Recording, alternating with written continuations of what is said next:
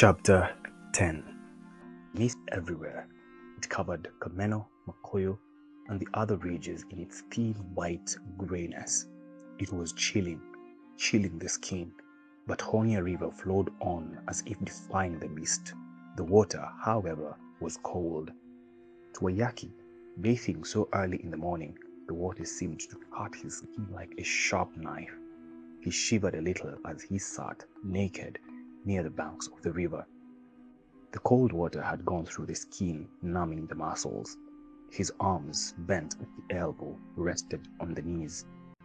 The palms were folded into a fist so that the knuckles of the fingers appeared like little swellings. The thumbs passed between the first and second fingers and pointed upwards.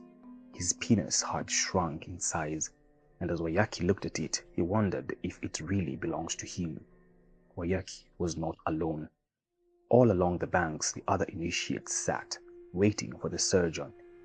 All his life, Wayaki had waited for this day, for this very opportunity to reveal his courage like a man. This had been the secret ambition of his youth. Yet now that the time had come, he felt afraid. He did not, however, show it. He just stared into space, fear giving him courage. His eyes never moved. He was actually seeing nothing. The knife produced a thin, sharp pain as it cut through the flesh. The surgeon had done his work. Blood trickled freely onto the ground, sinking into the soil. Henceforth, a religious bond linked Wayaki to the earth, as if his blood was an offering. Around him, women were shouting and praising him. The son of Shege had proved himself. Such praises were lavished only on the brave. Wayaki sat still after the surgeon had left him. He thought that if he had been in her position, he would never have brought himself into such pain. Immediately, he hated himself for holding such sentiments. He was of the tribe. He had to endure its ways and be inside the secret of the hills. His childhood days came and fleeted by. Many things clouded his mind. His early adventure, the year at school. He thought of Livingstone. What would he now think if he found Wayaki sitting there, facing the river, holding his penis while blood dripped onto his fingers, falling to the ground, while a white calico sheet covered him? Wayaki wanted to laugh at the monstrous idea of Livingstone standing and watching all the numbness was wearing away. The skin alive again. Pain. Wayaki could not move. The pain was eating through him. That was the gate to the mystery of the hills, and that day when Shega took him to the sacred grove appeared vividly for a second. Then the experience lost its clear edges. Most strange how that old man defied time. Had Wayaki understood him? Something always held Shege aloof from everything around him. Livingstone in his ways was like Shege, standing for the other side. No, confusing the two. The pain again, biting like ants eating into the flesh. Oh, two strong waves. His mind was wandering. Still yourself, Wayaki. Keep still. A shout and cry mixing with suppressed groans of pain. Women were shouting and singing their bravery. All was over. The new generation had proved itself without a single blemish. The hospital was a small shed a little distance from the village. The floor was hard with bumps. A thin covering of grass and banana leaves were their bed. For 2 days, Wayaki's wound had swollen so much that he began to doubt if he would ever be well again. Perhaps he would lose his manhood. He shuddered. The other initiates were like him, and whenever the attendants came to treat them, a few initiates screamed with pain as soon as the swollen part was pressed. Food was plentiful, but who had any taste for it? They were forced to eat with teasing threats that their thing would be cut.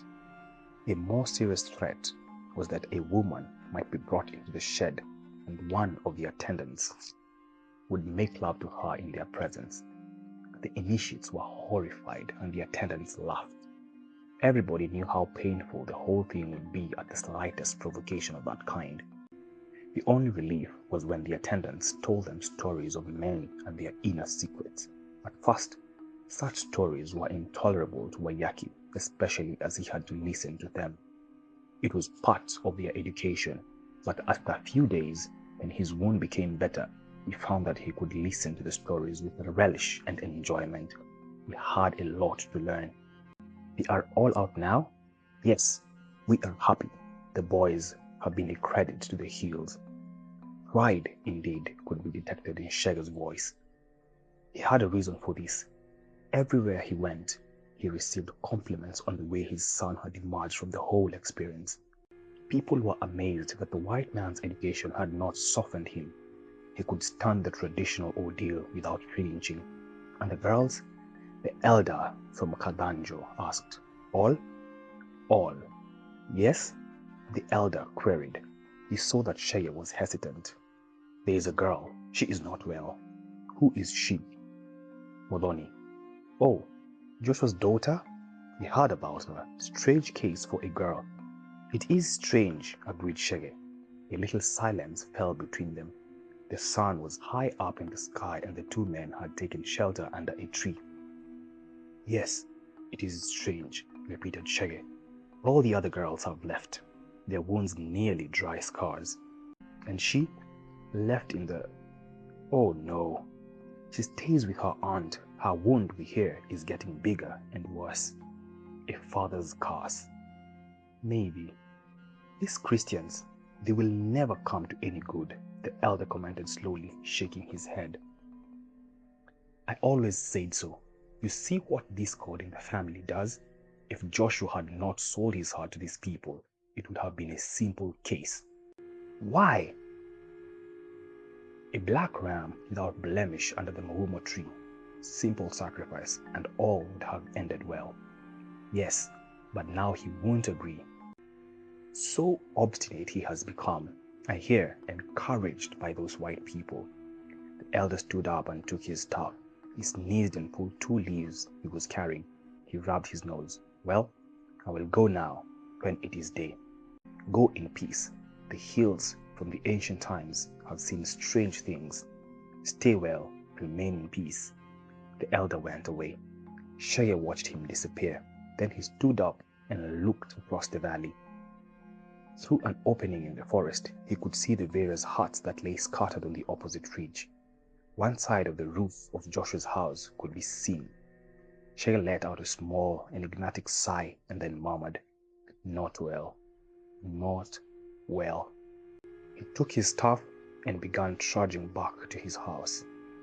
He was glad that Wayaki was now a man, but still he feared for the country. Wayaki watched her. She was breathing hard. It was now a week since the others resumed their normal life, but Modoni was still suffering.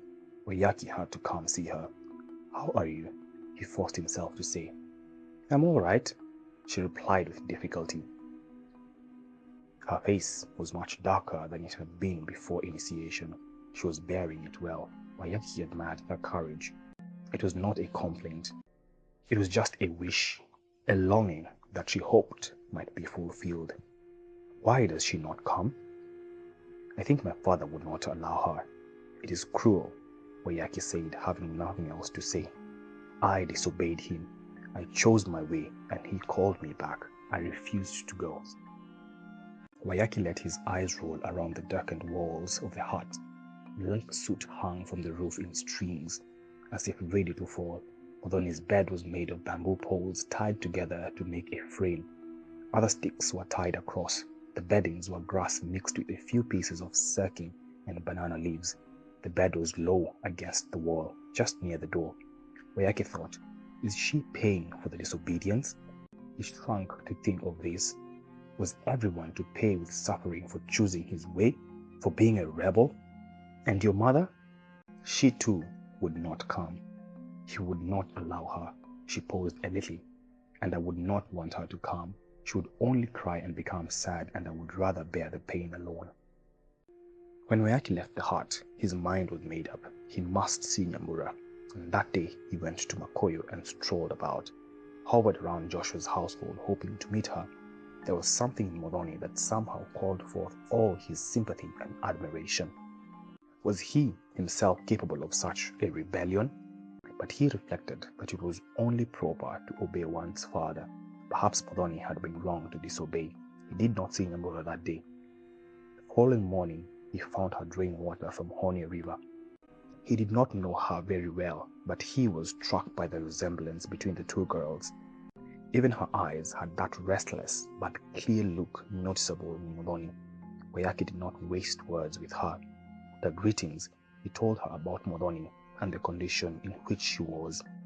Nyambura was shocked and wept with bitterness.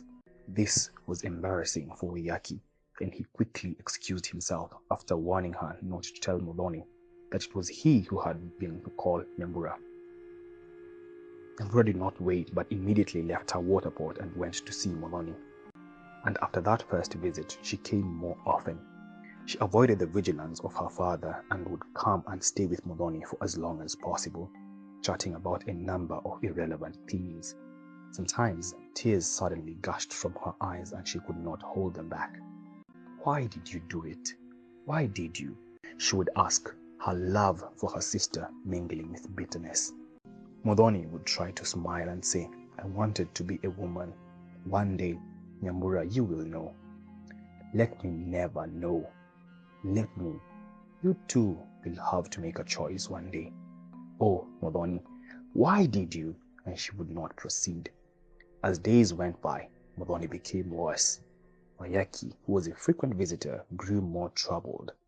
Modoni was wasting away so fast. Now only her eyes seemed to have any life. Something had to be done. He was now convinced that the herbs which the aunt gave to Modoni would not cure her. He consulted Nyambura and she agreed with him. The two then approached the aunt and Wayaki gathered enough courage to say Modoni should go to the hospital. "Where?" the aunt asked rather hopefully. "Syriana Mission Hospital." For a few days, Modoni's aunt resisted the suggestion. Nyambura beseeched her, hatred seething in her heart. She blamed her aunt for this trouble. The aunt began to give way. "Who will take her?" she asked Wayaki at last. Wayaki thought a little. "If there is nobody to take her, I shall. I can get some helpers and I know the way. It is long, but we can go. Come tomorrow." Modoni was in a bad state. Only the day before, she had fallen into delirium. Laughing and crying, she would say, "I am a woman now." On the day Modoni was taken to the hospital, Nyambura broke the news to Miriamu. She and Modoni had agreed to keep their mother ignorant for fear of bringing misery to her. But the case had reached a crisis. Miriamu broke down weeping and cried, "Why didn't you tell me before?